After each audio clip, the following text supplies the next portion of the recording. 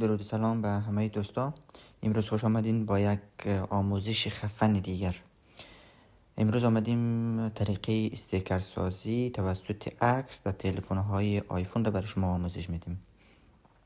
برای از اینکه چی رقم از عکس در تلفن خود استیکر جور کنیم و در زمان چت کردن برای دوستای خود ارسال کنیم، میاییم بر شما نشان میدیم.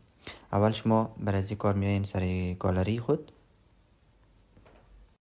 بعد از این گالری خود رو باز کردین، عکس دلخواه خود را انتخاب میکنین. مثلا من عکس روبینا رو انتخاب کردم. شما با دست چپ خود، یعنی یک ناخن چپ خود، سر از این عکس فشار داده میگیرین و کش میکنین طرف پایین. همزمان با دست راست خود از همین صفحه بیرون میشین، یعنی دست چپ خود را اعلان نمیکنین. از این صفحه که بیرون شدین، باز میایین واتساپ خود باز میکنین و شخصی مورد علاقه خود پیدا میکنین و استیکر آماده شده را همونجا اعلام میکنین. به همین سادگی یک استیکر مورد علاقه شما ترتیب میشه.